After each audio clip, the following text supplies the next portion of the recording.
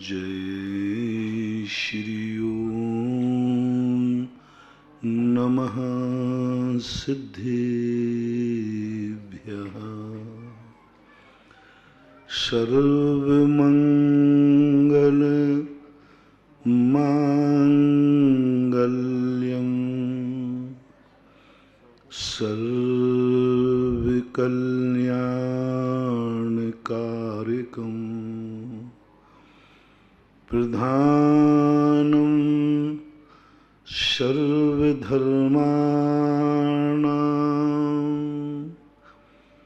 जैनं जयतु शासनं जैनं जयतु शासनं। पंच परमेष्टि भगवान की जय हो। आचार्य श्री गुरुवर कुंद कुंद महाराज की जय हो। आचार्य श्री गुरुवर विद्यासागर महाराज की जय हो। परम उपकारी निर्यापक श्रवण मुनि पुंगव श्री सुधासागर जी महाराज की जय। आचार्य संघ की जय। द्रव्य तो त्रिकाली सत्य लिए बैठा है, न तो उसका कोई उत्पाद है और न उसका कोई व्यय है। द्रव्य के अंदर एक शक्ति होती है जिसे हम अविभागी प्रतिषेध कहते हैं। जो अगुरु लघु गुण के अंडर में वो भंडारी है उनका। अगुरु लघु गुण एक गुण होता है प्रत्येक द्रव्य के अंदर। वो उस द्रव्य की शक्ति का कंट्रोलर है। जैसे आपका कोषाध्यक्ष भंडारी होता है, वो कैशियर जो भी तुम्हारा होता है संपत्ति को संभालने वाला, वो डिसाइड करता है, निर्णय करता है कि हमें कितना उत्पाद करना है, कितना व्यय करना है। द्रव्य तो शाश्वत शक्ति वाला है, वो ना हिलने वाला है। जीव कभी अजीब नहीं, अजीब कभी जीव नहीं, जीव का नाश नहीं, अजीव का उत्पाद नहीं। वो तो एक फिक्स हो गया द्रव्य। वो तो त्रिकालिक है, हमेशा रहेगा। लेकिन अपन जो चर्चाएं कर रहे हैं द्रव्य के शक्त्यंशों की चर्चा कर रहे हैं। तो द्रव्य के शक्त्यंश दो प्रकार से निकलते हैं। एक शक्त्यंश ऐसी पर्याय बनाते हैं जो दीर्घ काल तक टिकती है, ऐसी भी पर्याय बनाते हैं जो अनंत काल तक टिकती है। और एक शक्त्यंश वो होते हैं जो जिनकी पर्याय, जिनका अस्तित्व, जिनका निर्माण मात्र एक समय का होता है। यूज एंड थ्रू, बस कुछ नहीं उसका। एक समय की पर्याय आएगी, नष्ट हो जाएगी। उत्पाद के समय तो किसी न किसी निमित्त की जरूरत होती है। उत्पाद तो नियम से कोई ना कोई आलम्बन चाहिए, लेकिन व्यय के लिए कोई निमित्त नहीं चाहिए। बहुत बड़ी व्यवस्था बनाई है प्रकृति ने। उत्पत्ति करने के लिए उन्होंने कहा कोई भी कार्य की उत्पत्ति होगी तो उसमें दो कारण, अभ्यंतर और बाह्य कारण होंगे। लेकिन मिटने के लिए कोई बाह्य कारण की जरूरत नहीं होती, क्योंकि मिटना यदि निमित्त के अधीन होता तो लोग पर्याय को मिटने नहीं देते, क्योंकि निमित्त मिलने ही नहीं देते। हाँ, कोई को अच्छी पर्याय मिल गई, वो निमित्त को टालेगा कि नहीं निमित्त मत बुलाओ, बनी रहेगी। हाँ, हमारे यहाँ भी यही व्यवस्था है। छात्रमास जब हम लोग करते हैं तो अनुमति लेते हैं, आप लोगों की अनुमति लेते, श्रीफल चढ़ाते, सब करते, लेकिन निष्ठापन के लिए कोई अनुमति लेने की जरूरत ही नहीं है। बहुत अच्छी व्यवस्था बनाई, बहुत बढ़िया। क्योंकि निष्ठापन की तो व्यवस्था है, सबसे पूछो, सब विचार करो, लेकिन निष्ठापन के लिए कुछ नहीं, किसी से कोई पूछना नहीं। यदि निष्ठापन की पूछने की व्यवस्था बना देते तो क्या पता तुम लोग जाने की अनुमति देते ही नहीं। और तुम जाने की अनुमति नहीं देते तो हमारा विहार कैसे हो पाता। इसलिए उन्होंने कहा कोई जरूरत नहीं। प्रकृति ने जन्म के लिए बना दिया कि माता पिता की जरूरत है, मरने के लिए किसी की जरूरत नहीं, किसी की भी जरूरत नहीं मरने के लिए। जन्म के लिए जरूरत है, माँ बाप चाहिए। सम्मूषण जीवों का भी उत्पत्ति हो तो मटेरियल चाहिए, माँ बाप का आलम्बन चाहिए, माँ बाप के सहारे बड़े होंगे। लेकिन मरने के लिए किसी की जरूरत नहीं है, किसी की जरूरत नहीं। मकान बनाने के लिए इंजीनियर चाहिए, मिटाने के लिए क्या इंजीनियर की जरूरत है? बुलडोजर चला दो। सारे संसार की व्यवस्था कोई भी स्रोत अपन को दिख रहा है वो कहीं ना कहीं से अनादिकाल से मूल से है। यही स्थितियां यहां बन गई कि पर्याय जो उत्पन्न होती है उसको मिटने के लिए कुछ नहीं चाहिए, अपने आप मिट जाएगी। लेकिन हमें उन पर्यायों की तरफ देखना है। अर्थ पर्याय हमें सुख देगी, लेकिन जब हमारे अर्थ पर्याय का जो आधार है व्यंजन पर्याय वो ही स्थिर नहीं है तो अर्थ पर्याय टिकेगी नहीं। यदि अर्थ पर्याय क्षणवर्ती हो जाए और व्यंजन पर्याय भी क्षणवर्ती हो जाए तो सब खेल खत्म, बौद्ध धर्म की स्थापना हो जाएगी, क्षण के बाद आ जाएगा। एक स्थिर हो और एक अस्थायी हो तब कहीं व्यवस्था बनती है। एक को स्थिर रहना है। व्यंजन पर्याय एक ऐसी पर्याय है जो प्रतिसत्य गुण के विकार से बनती है। अब इस व्यंजन पर्याय की तरफ अपनी दृष्टि है, अभी 2-3 दिन से चल रही है। उस पर्याय की तरफ ध्यान दो जो पर्याय जितने अधिक समय पुरानी हो गई हो। उन पर्यायों को ध्यान दो जो पुरानी हो गई। जितनी अधिक पुरानी होगी पर्याय वो जितनी टिकाऊ पर्याय होगी। कहते ना ये व्यक्ति टिकाऊ है, ये वस्तु टिकाऊ है, चलेगी, मजबूत है। ऐसे ही एक सिद्ध भगवान को अपन क्यों सर्वश्रेष्ठ मानते हैं? क्योंकि वे टिकाऊ है, उनकी पर्याय में परिवर्तन नहीं। व्यंजन पर्याय में अर्थ पर्याय तो परिवर्तित हो रही हैं, लेकिन एक ऐसी व्यंजन पर्याय प्रतिसत्य गुण ने बनाई, यानी वो बजट पास करवाया अगुरु लघु गुण से। प्रतिसत्य गुण ने इस आत्मा की ऐसी पर्याय बनाओ जो अनंतकालीन हो, कभी मिटे नहीं, कभी मिटे नहीं। और उनकी पर्याय जो सिद्ध पर्याय है व्यंजन पर्याय वो अनंतकालीन है। संसार दशा में अपन को लेना है तो अपन को चाहिए सगुन, अपन को चाहिए एनर्जी, अपन को कुछ लेना है। हम संसारी है, वो किससे मिलेगा? तो कल मैंने कहा था हर चीज में प्राचीनता देखो। पुराना घी औषधि बन जाता है, पुराना गुड़ औषधि बन जाता है। पुरानी वस्तुएं अपने आप, पुराना दादाजी कल बताया था पूज्य हो जाता है, प्राचीनता पूज्य हो जाती है अपने आप। कल मैंने स्थविर मुनि के संबंध में चर्चा की थी, राजा के संबंध में चर्चा की थी, अपन प्रकृति के संबंध में चर्चा कर रहे थे। पुराना स्थान कौन सा है तुम्हारा, तुम्हारे पूर्वजों का? तुम्हें अपना जन्म स्थान नहीं मिले, पिताजी का ढूंढो, दादाजी का ढूंढो, पूर्वजों का ढूंढो। कहाँ जन्मे थे, कहाँ रहे थे, कहाँ मरे थे, उस स्थान को खोजो।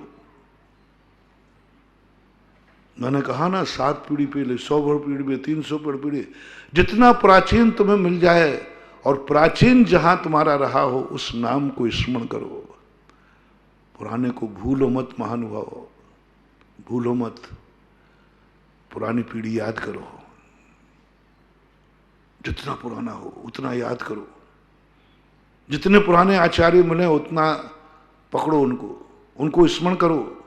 जितना पुराना शास्त्र मिले उसको पढ़ो, उसको सहेजो। जितना पुराना शास्त्र, भूलो मत। हमारे खुद का लिखा हुआ ग्रंथ भी उतना प्रमाणिक नहीं है जितना कि एक प्राचीन आचार्य के लिखा हुआ ग्रंथ प्रमाणिक है। ये अपन को भी निर्णय करना है, दूसरों के लिए नहीं। यदि हमने खुद अपना कोई 4 लाइनें लिखी हैं और वही 4 लाइनें पूज्यवर कुंद कुंद स्वामी ने लिखी हैं, तो अपनी लाइनों पर मोह मत करना, अपनी लाइनों पर जिंदगी मत समर्पित कर देना, अपनी लाइनों को मार्ग मत बना लेना। यदि वो कुंद कुंद भगवान की लाइनों से न मेल खावे तो।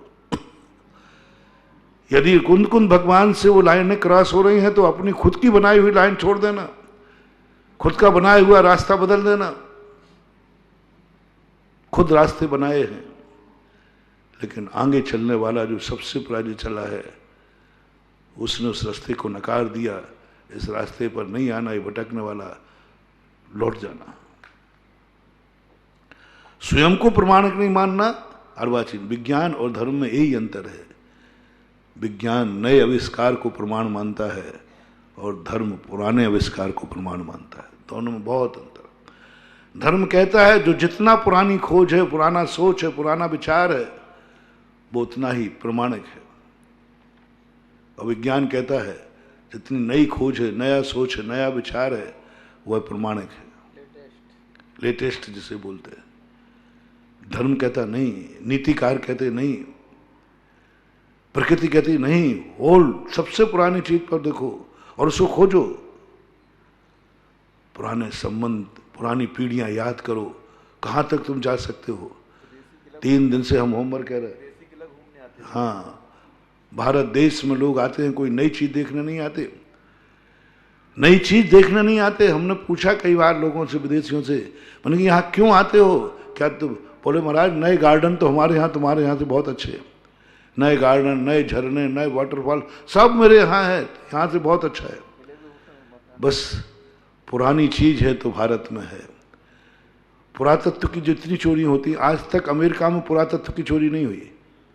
वहाँ पूरा है ही नहीं, पुराना है ही नहीं कुछ। भारत से कोई पुरानी चीज कोई चुरा के लाया हो, रूस से लाया हो, है ही नहीं, वहाँ कुछ चुराने लायक है ही नहीं। घूमने जाते मैं पूछता हूँ वहाँ कोई पुरानी चीज मिली? मेरा सब मॉडर्नाइज है, सब कुछ नई चीज है। और जब यहीं से लेके वहां जो मिलेगा यहीं से मिलेगा। शास्त्र नहीं उनके पास, एक शिल्प नहीं उनके पास, कुछ भी पुराना नहीं है, सब कुछ है भारत के पास। इसलिए पुरातत्व की सबसे ज्यादा चोरी भारत की होती है, पुरातत्व के बाद। और यहाँ जो विदेशी लोग आते हैं उनसे पूछो, वो कहते हैं मैं बगीचे घूमने नहीं आया हूँ, खंडर घूमने आया हूँ। जिन खंडरों को खंडर हो गए हैं वहाँ वो कैमरा लगा के बैठे रहते हैं। शेखावाटी की हवेलियाँ जो सेठ लोग छोड़ के चले गए, उनको कोई काम नहीं है, विदेशी आकर उनमें 1-1 घंटे तक बैठे रहते हैं, चित्रकारी की फोटो लेते थे। क्या है? क्यों वो विज्ञान पीछे जा रहा है? क्यों विज्ञान पीछे खोजना चाह रहा है?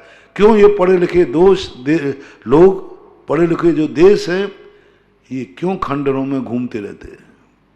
अपन को समझना है। महानुभाव, प्राचीन वस्तु के प्रति अभी संबंधों की बात चल रही है। पुराना संबंध खोलो, कितना पुराना है, उसको याद करो, उसको स्मरण करो, प्रातः स्मरणीय बनाओ। सबसे पहला जो पूर्वज तुम्हारा हो, जिसको तुम्हें ध्यान हो, उसको सबसे पहले अपने जीवन का आधार बना लो, सगुन बना लो। उसका स्मरण, उसका नाम, उसका आचार, उसके विचार सुरक्षित करो। राजा जब गद्दी पर बैठता है तो उसको अपने प्राचीन राजाओं के इतिहास बताए जाते हैं, सुनाए जाते हैं, उनके आचार विचार सुनाए जाते हैं। हर राजा अपने दरबार में अपने पूर्वज वीर योद्धाओं का एक म्यूजियम बनाता है, म्यूजियम रहता है।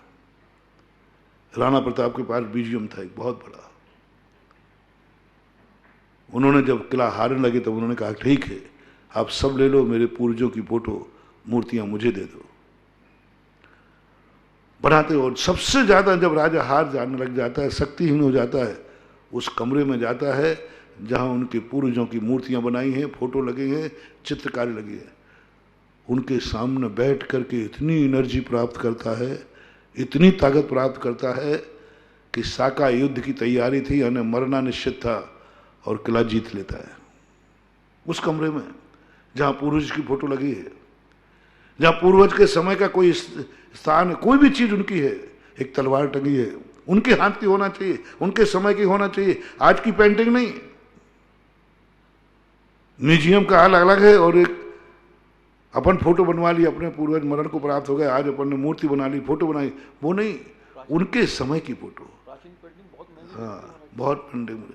उनके समय की फोटो, उनका टूटा हुआ कवच, उनकी टूटी हुई तलवार, उनका टूटा हुआ कोई भी चीज हो जो उन्होंने छुआ हो, बस।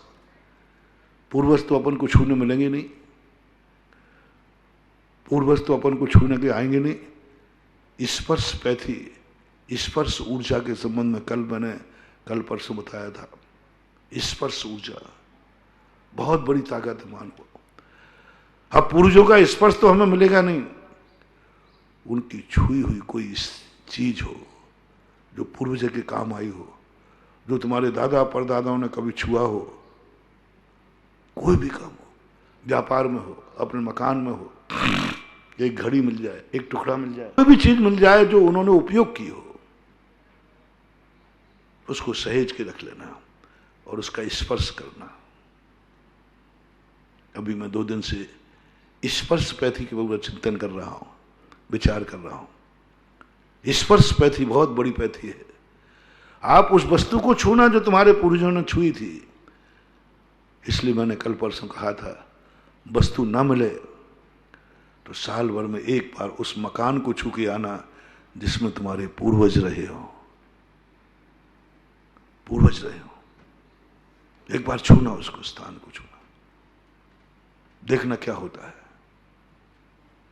उस स्थान पर जहां तुम्हारे पूर्वज रहे हो, आज भी वही वर्गणाएं हैं जब तुम छोटे थे। तुम्हारे संबंध में जो उन्होंने विचार किया था, वे वर्गणाएं आज भी विद्यमान है महानुभाव। वर्गणाएं कभी मरती नहीं है। क्षेत्र का बहुत बड़ा प्रभाव पड़ता है। सम्मेद शिखर में क्या है? सिद्ध भगवान नहीं है, कोई आत्मा नहीं है, वहां मूर्ति तक नहीं है, ऊपर वर्गणाएं हैं। क्या है पहाड़ के ऊपर? कुछ नहीं है, भगवान तो चले गए। मां जिस भूमि पर भगवान छुआ था और भगवान के नक्केसों ने छुआ था, चलो देखो उनके छुई हुई आत्मा को देखना। जो मैं कह रहा हूं, मेरे पास सारे, मैं जो चिंतन करता हूं आगम से बाहर नहीं जाता। मैं अपने चिंतन को जब भी प्रमाणिक मानता हूं जब कोई थोड़ा सा भी सुराग हमें आगम में मिल जाता है। थोड़ा सा मिल जाए फिर तो डेवलप तो मैं कर लूंगा, लेकिन छोटा सा मिलना चाहिए। आगम से सबसे बड़ी चीज मिली मुझे। आज भगवान शिखर जी में नहीं है, पहाड़ के ऊपर कोई मूर्ति नहीं है, फिर भी हर व्यक्ति के लिए वहां पावन क्यों? हर व्यक्ति एनर्जी क्यों प्राप्त कर रहा है? क्यों भरी है उस पहाड़ में एनर्जी? क्या है वहां पर?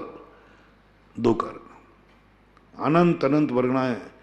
जिस आत्मा ने उनके शरीर को छुआ था, जिस शरीर में उनकी आत्मा वर्षों तक रही, आत्मा तो चली गई लेकिन स्पर्श की हुई शरीर की वर्गणाएं 9 कर्म पूरे शिखर जी में भरी पड़ी हैं। दूसरा कारण जो मैंने कहा, उनकी वस्तु नहीं मिली हमें, उनकी छू ही नख और केस। भगवान तो चले गए, बिला गए, विलीन हो गए। सारे देवता आते हैं मोक्ष कल्याणक मनाने के लिए, उनको भगवान नहीं मिलते, भगवान का शरीर नहीं मिलता। मात उन्होंने कौन सी वस्तु छुई थी जो उनसे छुई थी? नख और केस। और नख और केसों में इतनी एनर्जी होती है। तब देखना, कल्पना करो, नख केस जो उनसे छुए थे, उनके शरीर में कितनी एनर्जी होगी, और शरीर में जितनी एनर्जी है उनकी आत्मा में एनर्जी कितनी होगी। अनंत वीर प्रकट हुआ है, अनंत चतुष्टय प्रकट हुआ है, और उस अनंत चतुष्टय ने जिस शरीर को छुआ है वो शरीर परम औदारिक बन जाता है। और परम औदारिक शरीर ने जिसको छुआ है, नख और केस मल कहलाते हैं। नख और केसों को मल में लिखा है, नख और केसों का अंतराय कहा है। गजब की बात है। नख और केस मल है, मल अंतराय कहा है। लेकिन यही नख और केस भगवान को छुआ है, अनंत चतुष्टय के धनी को छुआ है। फिर नख और केसों को देवता आकर नमस्कार करके माथे पर धारण कर दे। अरे मैंने कही मल है रे भाई, क्या माथे पर धारण कर रहे हो? बोले मल तो है, लेकिन सभी मल अस्पर्श नहीं होते, सभी अस्पर्श मल नहीं होते। कुछ मल ऐसे होते हैं जो औषधि होते हैं। बताते हैं रिद्धिधारी मुनिराज, विप्रो सौषधि लिपि है, विप्रो सौदी यानी विपट, बिट, मल। 12 योजन तक सुवक्ष हो जाता है, मलमूत्र गिर जाए, जल पसीना, मल है पसीना, लेकिन सबका पसीना मल नहीं, औषधि भी है। मल औषधि, मल जो हाथ, शरीर का मल जो निकलता है ना, हाथ में ऐसी बत्ती बनाओ, अपने लिए मल है। और ये मल के लिए यदि कहीं वो मल गिर जाए उनके महाराजों का, तो 12 योजन तक सुवक्ष ही सुवक्ष है। 6 ऋतु के फल आ जाएंगे, कोरोना भाग जाएगा, रह नहीं सकता। उनका थूक, उनका कप, उनका पसीना, सब कुछ जिसे अपन मल मानते हैं, होता है कुछ महान आत्मा। ऐसा ही सबके शरीर, एक बार कहा था ना मैंने कहीं, हर बालक जन्मता है अशुद्ध जन्मता है, कोई नहीं छूता उसे। अलग प्रकार के छूने वाले अलग नर से होती हैं, क्योंकि जन्मते ही अशुद्ध होता है बालक, कोई नहीं छूता। बल्कि जहां जन्मता है माँ को भी 45 दिन के लिए अशुद्ध कर देता है, पूरे घर को 10 दिन के लिए अशुद्ध कर देता है, इतना अशुद्ध होता है। लेकिन सभी जन्मे हुए बालक अशुद्ध हो ऐसा नहीं। तीर्थंकर एक ऐसा बालक होता है, न स्वयं अशुद्ध होता है, न कुल में सूतक लगता है, न माँ अशुद्ध होती है, तीनों अशुद्ध नहीं थे। तीर्थंकर के यहाँ कोई सूतक नहीं होता, कोई सूतक। और बालक इतना शुद्ध होता है, इतना शुद्ध होता है कि स्वधर्मेंद्र से आकर के पांडुक वन में ले जाता है, मेरू पर्वत के ऊपर ले जाता है। तो ये अपवाद मार्ग कहलाते हैं। संसार में सभी जन्मते समय अशुद्ध हैं, लेकिन तीर्थंकर शुद्ध है। सब जन्मे हुए बालक का जल गंदा होता है, और वह जन्म के बालक का अभिषेक सारे देवता सिर पर लगाते हैं। उस पानी में लोग तैर जाते हैं, नहाते हैं खूब, जम के ऐसा बड़ा उपमा करते अलंकार है, लेकिन सिर पे तो लगाते हैं, तो है ही। अब उसी के शरीर का है, कैसा शरीर, अभी तो बालक है, कोई अनंत नहीं है, परम औदारिक शरीर है, अभी तो संसार में है, लेकिन फिर भी उनके शरीर से स्पर्श किया हुआ जल, स्पर्श पैथी, नाकुर केशों ने मात्र स्पर्श किया है उसका, और वे नक और केशों के लिए नमस्कार करते हैं देवता आकर, उनके कुंड बनते हैं, उनकी पूजा होती है नक केशों की। और दुनिया की शरीर जलने के बाद राख भी अपावन होती है, राख भी। और तीर्थंकर के नक केश जलनों की भस्म जो है वो बहुत पावन होती है, बहुत पावन। 5 अंगों में लगाते हैं, बताओ, मुर्दे की राख, मरे हुए की राख, नक केशों के मल की राख अछूत होती है दुनिया में, और वो राख जो उनके स्पर्श करके आई कितनी पावरफुल है। 5 अंगों में लगाते हैं, ललाट में, मस्तिष्क पर, गले पर, दोनों भुजाओं पर, नाभि पर, 5 स्थान अंग लगे, पावन करे, पूरा दुआ है श्लोक, पावन कर देती है अंग को, एक राख पावन कर देती है, स्पर्श पे थी। और अभी देखो दूसरा, अब ये देखो, आत्मा से शरीर, शरीर से नक के, और नक के सोने जिस भूमि को छुआ है, आज हजारों लाखों करोड़ों के बाद भी वो सिद्ध क्षेत्र वंदना का कारण बना है, एनर्जी है उसमें। अब करोड़ों लाखों वर्ष हो गए अजितनाथ भगवान को, सम्मेद शिखर से मोक्ष गए, आज भी वो टोंक एनर्जी है, पावन है, शुद्ध है। बड़े बड़े मुनिराज भी उसको नमोस्तु करने जा रहे। क्या है वहां, क्या है वहां, कुछ भी तो नहीं है, मात्र उसको भगवान के नख और केशों ने छुआ था, और वो छूने मात्र से वो जमीन आज तक इतनी हो गई। इसलिए महानुभाव, स्पर्श पैथी को अपनाओ, पुरानी वस्तु को छूने का प्रयास करो, पुरानी वस्तु को छूने का प्रयास करो।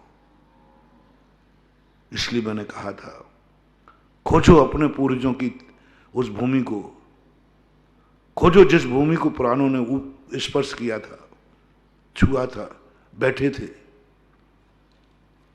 शास्त्रों में आया कि मुनिराज के दर्शन करने गए, मुनिराज नहीं मिले, चले गए।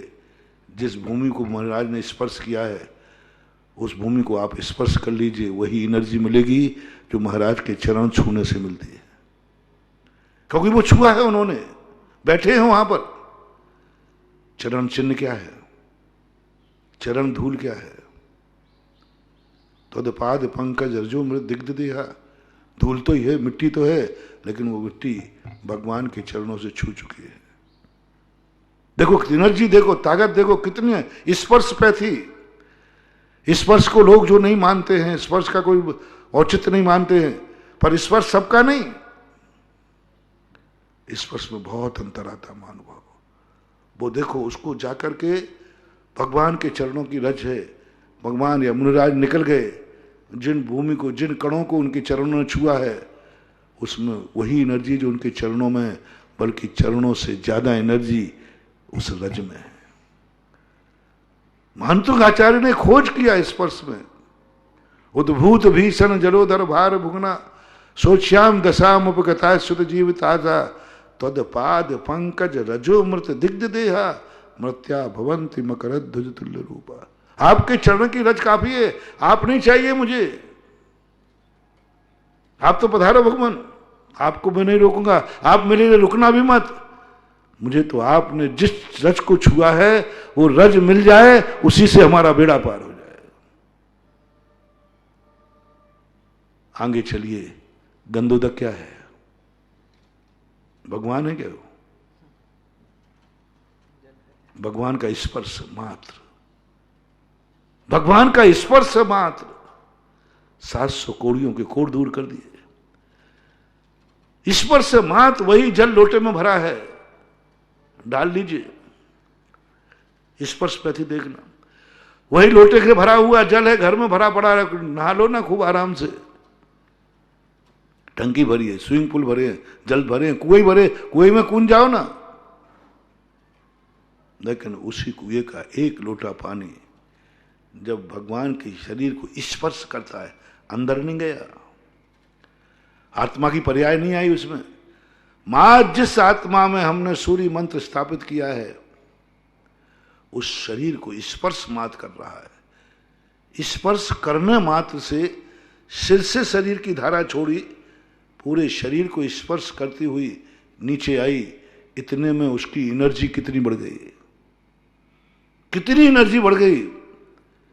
आज वैज्ञानिकों के यंत्रों से भी नपवा लीजिए, मैंने तो नपवा चुका हूं, नपवा लीजिए, कितनी एनर्जी बढ़ गई। हमने तो एक प्रैक्टिकल तो बताया था, भगवान के पहले शरीर का स्पर्श किया हुआ नहीं है, जो वो जल रख दीजिए एक कटोरे में, और एक कटोरे में भगवान को स्पर्श करके जो गंधोदक आया वो रख दीजिए, और दोनों में 100-100 लोगों के हाथ डलवा दीजिए और प्रयोगशाला भेज दीजिए। जो हाँ भगवान को छुआ जल नहीं है, वो इतना गंदा हो जाएगा कि छूने लायक नहीं रहेगा। और हमारा गंधोदक 100 लोग छूने के बाद भी उतना ही पावन पवित्र बना रहेगा जितना है। ये तो आप कर सकते हैं, ये तो कोई कठिन काम नहीं, मैंने करवाया है, मैं तो करवा चुका। मैंने दोनों हाथ, दोनों गंधोदक के कटोरे भेजे, मैंने कहा इन दोनों को नापो, एक पूर्ण था, कोई गंदगी नहीं, इसको छूने को, इसको छू मत लेना, ये गंदा हो चुका। 100 लोग छू चुके, उसमें बीमार लोग भी थे, और गंधोदक ज्यादातर बीमारी लोग छूते, सब जगह लगाते, और बीमार ज्यादा लपेटता। गंधोदक में नहीं हुआ। आप लोग भी, आपकी प्रयोगशाला है, आप प्रैक्टिकल करो इसको। मैं हमेशा कहता हूं, मैं जो कहूं उसको प्रैक्टिकल करो, कर लो, आप लोग कर लो, मुझे तो विश्वास है। कभी हमारे यहां का गंधोदक लेके जाना, शांति धारा का, भगवान का, और आप जाकर के पानी भी यहीं से ले जाना, दोनों प्रयोगशाला में ले जाओ, टेस्ट करा लो, दोनों की शुद्धि। आज तक किसी मंदिर से महाबीमारी नहीं फैली, आज तक किसी मंदिर में इतना छुआछूत होता है, कोई बीमारी नहीं फैली।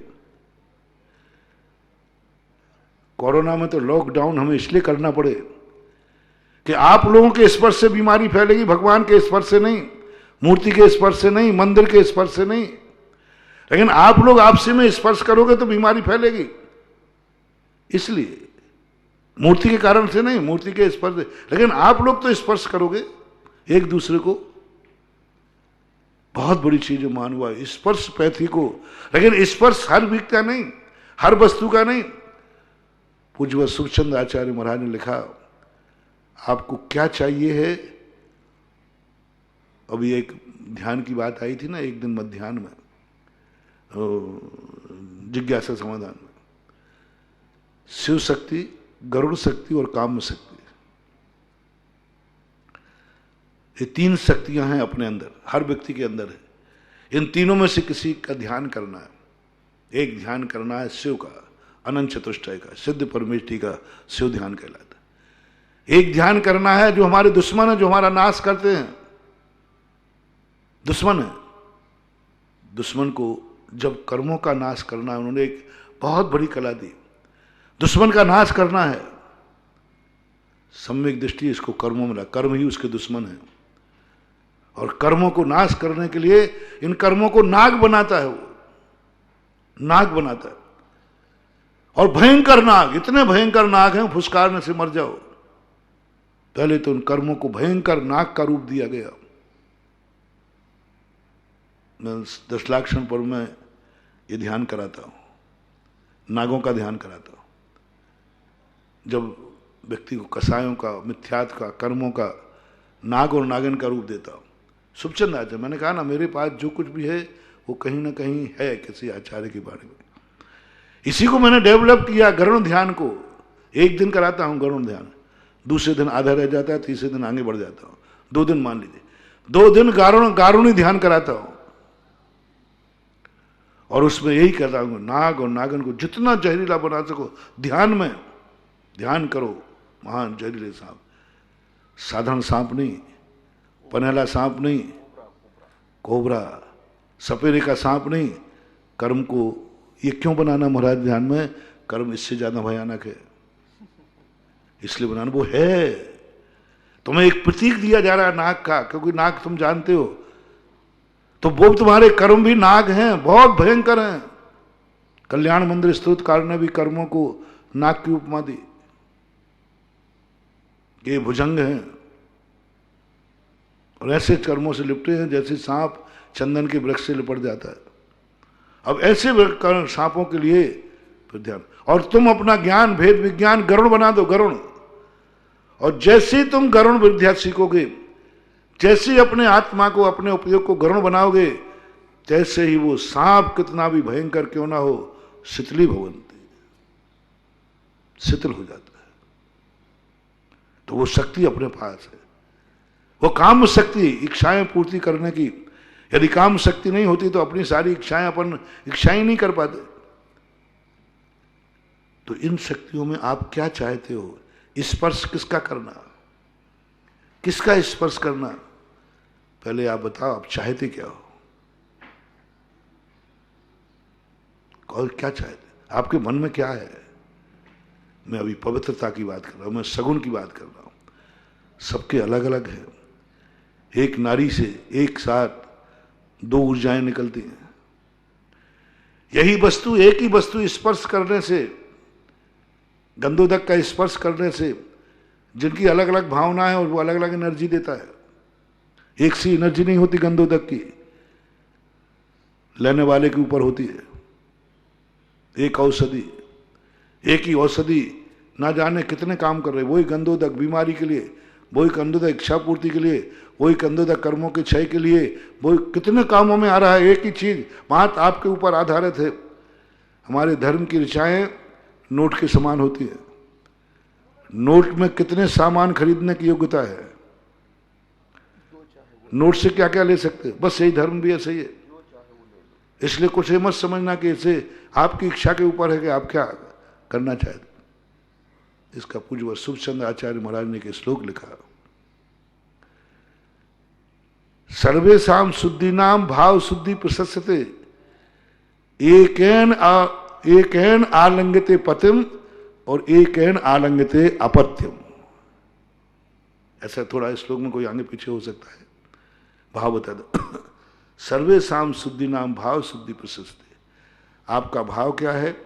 एक ही नारी है, उस नारी ने बेटे का स्पर्श किया, बेटे ने नारी का स्पर्श किया, जो पवित्रता से भर जाता है, मां पूज्यता से भर जाती है, बेटा धन्य हो जाता है, एनर्जी मिल जाती है। एकेन आलंगते पतिम, वही नारी पति का आलिंगन करता है, उसी नारी का पति आलिंगन करता है, वासना से भर जाता है, विकारों से भर जाता है, प्राप्त करने के स्थान पर खो देता है।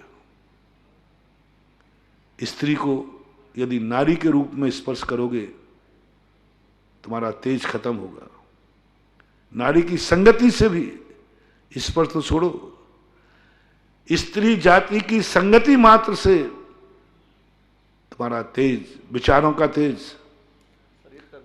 आंखों का तेज, कानों का तेज, साधना का तेज नियम से भस्म होता है। ये नियम है, सिद्धांत है, शास्त्रों में लिखा।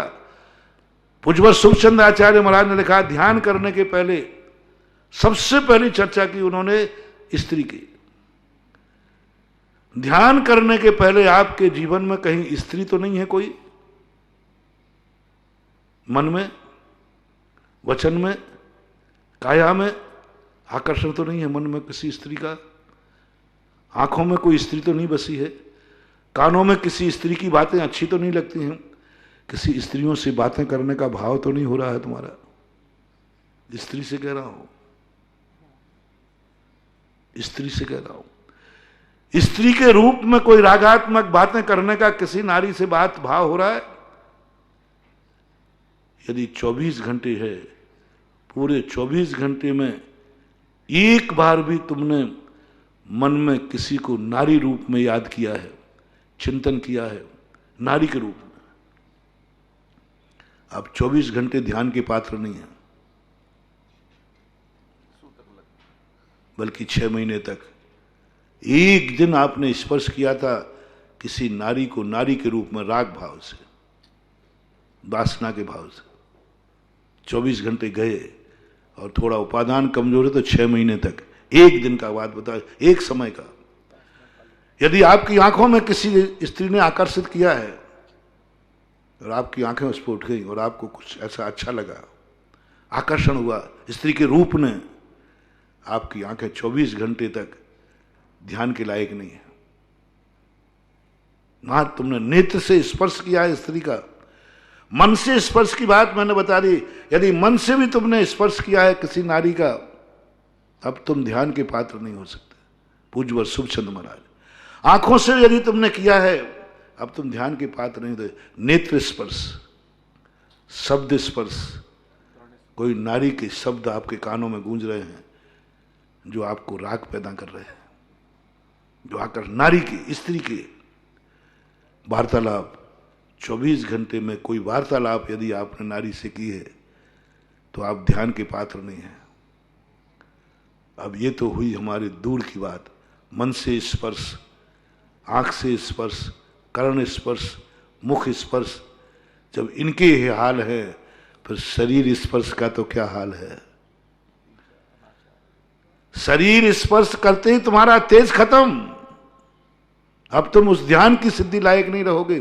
अब तुम केवल ज्ञान नहीं प्राप्त हो सकता, शुद्धोपयोग नहीं हो सकता, शुक्ल ध्यान नहीं हो सकता तुम्हारे लिए, क्योंकि तुम्हारे द्वारा कहीं ना कहीं से कोई स्त्री का स्पर्श हुआ है। शरीर से नहीं किया होगा, मन से किया होगा। अब तुम्हें शुक्ल ध्यान नहीं हो सकता, अब तुम श्रेणी नहीं मार सकते, क्योंकि तुमने एक नारी का स्पर्श किया। और नारी का कहीं से भी स्पर्श करना, कैसे भी स्पर्श करना, तुम्हारी शक्ति खत्म होगी। मन से कर रहे हो तो मन का तेज चला जाएगा, मन का विल पावर चला जाएगा, मन की शक्ति चली जाएगी।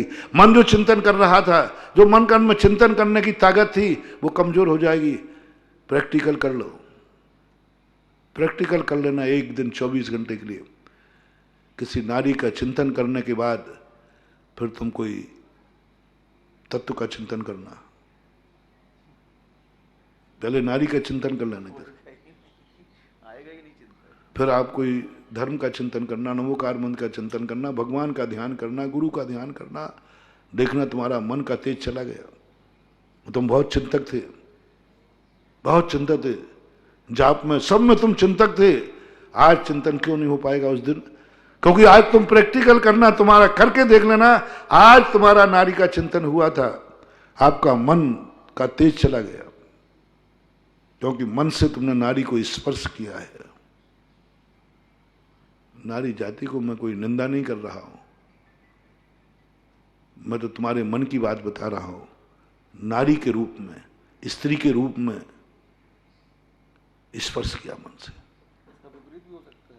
आंखों से देख लेना, आप अपनी आंखों से किसी स्त्री को स्त्री के रूप में देखना, गेय के रूप में नहीं, माता के रूप में नहीं, बहन के रूप में नहीं, एक स्त्री के रूप में, एक पत्नी के रूप में, एक प्रेमिका के रूप में, एक मजनू के रूप में। अब और क्या टाइटल दो, यही है ना। लैला बोलते मजनू, इनमें मामला गड़बड़ हो जाता है। लेडीज को लैला बोलते, मुझे पता ही नहीं, मैं लैला मजनू बना ही नहीं, तो बताओ ना कोई बना होता। लैला मजनू किसी एक को बोलते हैं, जिसको बोलते हो लैला, एक लैला प्रेमिका का, लैला का, पत्नी का, हाँ जो भी आप बोलते हैं, जो बोल, उसका एक बार आप मन का ध्यान कर लेना, एक बार 24 घंटे में। फिर आप 24 घंटे माला फेरना, जाप करना, कुछ भी करना, आपके मन का तेज चला गया, मन की एनर्जी खत्म हो गई, मन का जो विल पावर था वो खत्म हो गया, मन में जो हिम्मत थी वो खत्म हो गई। जो तुम्हारा विल पावर था, मन से बहुत स्ट्रांग थे तुम, खत्म हुआ। 24 घंटे के बाद लौटेगा, और ज्यादा कमजोर है तो 6 महीने लग सकते हैं। प्रैक्टिकल करना, आप एक दिन करना, सुबह उठते ही उसी का याद करना, मन में उसी का ध्यान करना, फिर 24 घंटे देखना तुम्हारे क्या हाल होते हैं। कुछ दिमागी काम नहीं करेगा, सोचेगा ही नहीं, आंखों से भी है। एक बार किसी 24 घंटे में स्त्री की रूप में आप देखना, प्रैक्टिकल करना, फिर देखना आपकी आंखों का स्त्री, आंखों का तेज खत्म हो जाएगा, आंखों की शक्ति खत्म हो जाएगी, शक्तिहीन हो जाओगे। तुम्हारी आंखें इतनी ताकतवान थी कि जिसको देख लेते थे उसका जीवन धन्य हो जाएगा। आंखों में शक्ति होती है, बहुत शक्ति होती है। जिसको देख लेते थे आप, उसका कल्याण हो सकता, वो धन्य हो जाता था। लेकिन आज नहीं होगा, क्योंकि आज तुमने स्त्री को देख लिया है, स्त्री के रूप में देखा है। 24 घंटे आंखें तुम्हारी निस्तेज हो जाएंगी। कानों में जिनकी आवाज तुम सुनते थे, आपके मन में एक अलग उमंग जागती थी, आज नहीं जागेगी, क्योंकि आज तुमने स्त्री की आवाज सुनी है, स्त्री के रूप में। वो वार्तालाप और शरीर का स्पर्श, ज्योतिष शास्त्रों में अशुभ बताया है। कभी स्त्री जाति का स्पर्श करके कहीं बाहर मत निकलना। सहवास करके तो बाहर निकलना ही नहीं, तुम फेल हो जाओगे। स्त्री जाति का सहवास तो करना ही नहीं, स्पर्श भी नहीं करना स्त्री के रूप में। स्त्री का स्पर्श नहीं करना, वो तुम्हारे लिए अमंगल है, अपशकुन है। इसलिए आपके भाई एकेन आलिंगते पतिम एकेन आलिंगते अपत्यम। अब उसी का नारी का देखना, स्पर्श रखी बता रहा हूं। अब उसी को एक बेटे ने कहा, मां के रूप में चिंतन करना सुबह उठ करके। मां ऊर्जा देती है, मां एनर्जी देती है, मां देने के लिए ही बनी है। वो तुमसे कुछ नहीं लेती, तुम्हें दूध देती है, जन्मते ही तुम्हें देती है दूध, ताकत देती है। और जो तुम्हें देता है उसका स्पर्श तुम्हारे लिए बहुत सगुन है, बहुत सगुन है तुम्हारे लिए। उस मां का स्पर्श करके जाओ, मां के चरण छुओ, मां तुम्हें स्पर्श कर दे हाथ से। मैंने कल भी बताया था, मां बाप के हाथों की ऊर्जा, मां बाप यदि अपने बेटे को स्पर्श एनर्जी देते हैं, स्पर्श रैकी देते हैं, गंदोदक लेकर बहुत बड़ी तो मां को छू के जाना, मां को देख के जाना, मां का दर्शन करना, मां की 2 बातें सुन करके देखना, मां से 2 बातें बोल करके देखना, मां की गोदी में छू करके देखना। आप करके देखो प्रैक्टिकल, आपके ना जाने क्या एनर्जी बढ़ेगी, क्योंकि आज तुमने मां का स्पर्श किया था, मां के रूप में। मां के रूप। तो कोई भी वस्तु है उसको स्पर्श करने की आप क्या मान के स्पर्श कर रहे हैं, क्या मानकर स्पर्श कर रहे हैं, वो मान्यता आपकी बहुत काम करती है। वो वस्तु तो जैसी है तो है ही, वो मान्यता काम करती है। इसलिए मैंने स्पर्श पैथी का बताया कि स्पर्श पैथी बहुत बड़ी चीज है बंधु। ये गंधोदक स्पर्श पैथी, स्पर्श रेकी, बस तुम्हें खोजना है किसका स्पर्श करूं। तो अपना प्रसंग चल रहा है उस भूमि का जो तुम्हारे पूर्वज ने छुई है, वो अब है नहीं, उनका तो छूने मिलेगा नहीं। उन्होंने कहां कहां छुआ है, किस किस को छुआ है। मैं राजस्थान इसलिए आया था, मैं तुम्हें ताकत बता रहा हूं। राजस्थान में कुछ नहीं रखा था जब मैं आया था। जिस चीज को गुरु ने छोड़ दिया हो उस चीज में कितनी ताकत होगी तो पता चलता है। ज्ञानी व्यक्ति तुरंत जान लेता है। जिसको तुम्हें छोड़ रहे हैं, ऋषभदेव के पूर्ववर्ग की पर्याय में जब वो वज्र संघ की पर्याय में थे, उधर वज्रदंत दीक्षा ले रहे हैं, वो अपने बेटों को राज्य देने की बात सोच रहे हैं। बेटा कहता है जो तुम छोड़ोगे मैं लूंगा क्या, मुझे वो चाहिए जो तुम लोगे। ऐसे राजस्थान में कुछ नहीं था, कुछ भी नहीं, कोई आकर्षण राजस्थान का है ही नहीं। ना यहाँ कोई विशेष अतिशय क्षेत्र थे, ना कोई तीर्थ क्षेत्र थे जिसकी वंदना के लिए लोग आवे। मैं जब 94 हम आया, जितने लोग बाहर से आए सबके महाराज जी हम तो पहली बार यहाँ आए आपके कारण से, मैं कभी आए नहीं। कितने लोग आए जो अजमेर पहली बार आए, किशनगढ़ पहली बार आए, पूरे राजस्थान में पहली बार, जहां जाओ वहीं पे जो लोग आए, महाराज हम आप पहली बार आए, आपके कारण आ गए। और बुंदेलखंड की तरफ तुम जाना, उत्तर प्रदेश तरफ, जहां पूछो पहुंच जाऊं और वहां पूछो क्या तुम्हें, महाराज उसके पहले मैं कई बार हो गया। मैंने क्यों, बोले तीर्थ क्षेत्र है ना। राजस्थान की यात्रा करने का कोई प्रांत के लोग नहीं बनाते थे। क्या करेंगे जाके वहां, क्या करेंगे वहां, है क्या जो राजस्थान में व्यापार धंधा करना है तो आएंगे। राजस्थान एक ऐसा प्रांत था जहां लोग कम आते थे, लेकिन राजस्थान के लोग सारी दुनिया में जाते हैं। दूसरे प्रांत के लोग यहां धंधा करने नहीं आते, बल्कि राजस्थानी मारवाड़ी ही सारी दुनिया के प्रांतों में जाते हैं। तो बोलो माल कहां जाना है। राजस्थान में कोई लोग धंधा करने नहीं आते, यहां के लोग जरूर जाते। ऐसा एक भी प्रांत नहीं होगा जहां मारवाड़ी नहीं मिले। और मारवाड़ियों ने यह कह दिया हमारा क्षेत्र तो रूखा है, सूखा है, मरुभूमि है, हरियाली तो हर प्रांत में भरी पड़ी है। जिस प्रांत के लोग जिस प्रांत में सबसे ज्यादा जावे, समझ लेना वहां कुछ है। तीर्थ यात्रा होती नहीं थी इस एरिया में। तो अजमेर भीलवाड़ा ये एरिया तो पूरा का पूरा कोई यात्री आते ही नहीं था। काय को आएगा, रिश्तेदारी कुछ है नहीं, व्यापार धंधा कुछ ऐसे कोई विशेष नहीं, आते ही नहीं थे। तो मेरे आने का कोई कारण कुछ भी नहीं था, कुछ भी विकल्प नहीं था। मात्र एक विकल्प था, उस भूमि का स्पर्श करना है जिस भूमि पर मेरे दादा गुरु का समाधि हुई। बस उसका एक ही तमन्ना थी, बस और कुछ नहीं थी। उस स्थान को छूना है।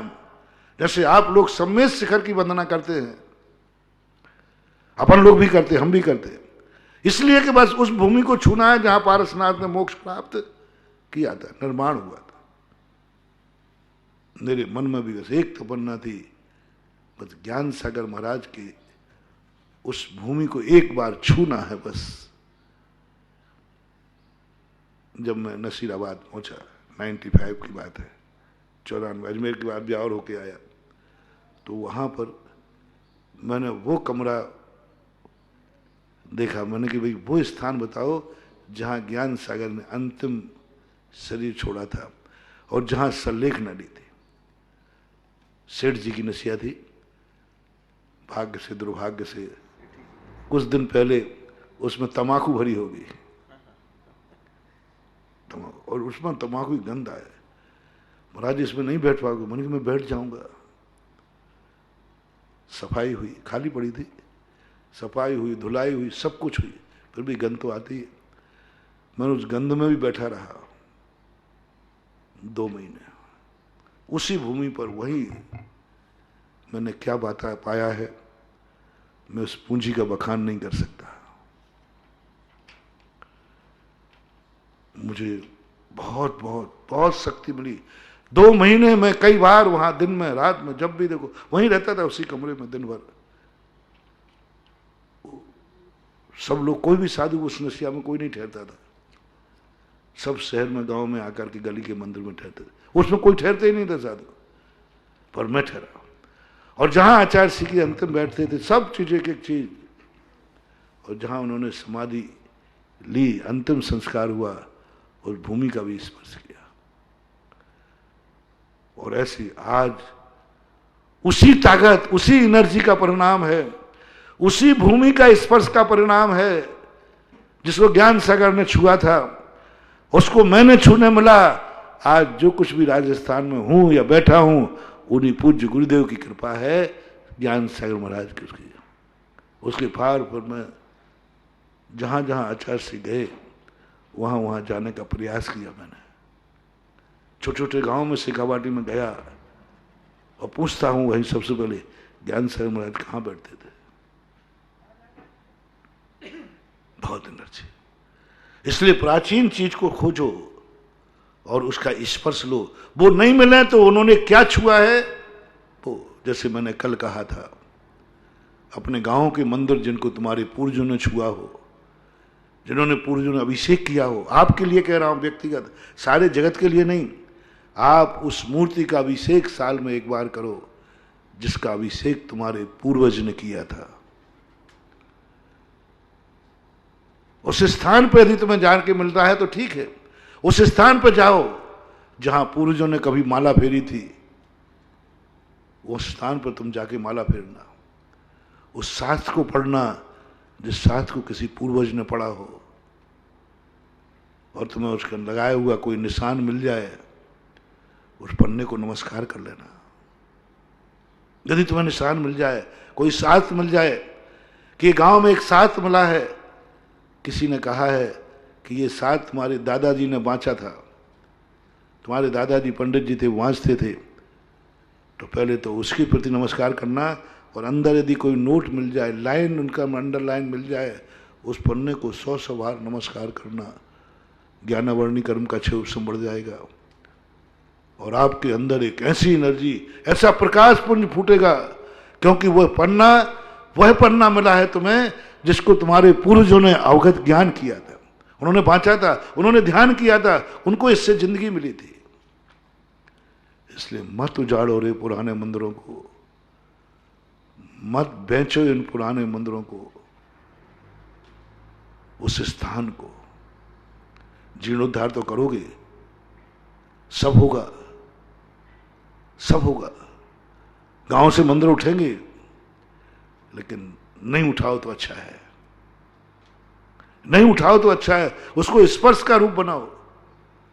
यदि वो नहीं मिल सके तो मूर्ति खोजो, कहां है तुम्हारे पूर्वजों ने जो अभिषेक किया था जिस मूर्ति का, वो मूर्ति कहां है मंदिर में, कौन से गांव में गई, कहां गई?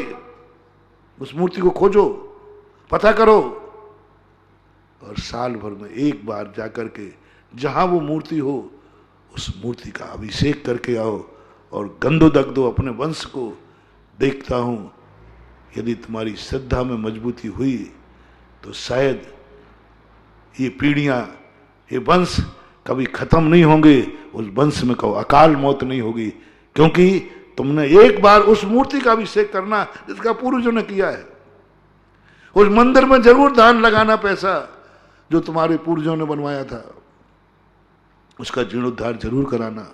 उठाओ मत जल्दी, उठाने की जल्दी मत सोचो, मूल्यवान चीज है, पैसा लगाओ वहां, किसी प्रकार सुरक्षित करो। और जो कल मैंने कहा था, वहां साल भर में एक बार जाकर के साल भर की ताकत और एनर्जी मिलेगी।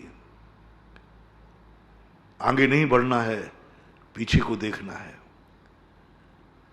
आगे नहीं देखना है, पीछे देखना है। कुछ पीछे भी देखो, समझो पीछे, और पुराने रिश्तेदारों को खोजो, पुराने संबंधों को बनाओ, गुणा भाग करके बनाओ। ये हो गया। इसी प्रकार काल में लगाना, अपने पुराने भवों का पुराना काल याद करो। अच्छा बुरा जो भी आया हो, अच्छे बुरे जो भी काल आए हो, उन कालों को थोड़ा ध्यान करो। बुरा काल आया हो तो शिक्षा लो, अच्छा काल आया है तो शिक्षा लो। कल तुम्हारे बहुत अच्छे दिन थे, आज ये हालत क्यों हो गई, उसको स्मरण करो और शिक्षा लो। कल तुम बहुत बुरे थे, आज अच्छे क्यों हो गए, कहीं वो बुरे दिन फिर से ना आ जाएं, सावधान रखो। बुराई जिंदगी में से आती है, लौटती भी है, और जब कोई बुराई लौट के आती है तो टाइफाइड जैसे बिगड़ जाता है ना, खतरनाक होता है। कैसे दुनिया में रह करके, संसार एक मेला है, मिलकर चलना है। महावीर भगवान की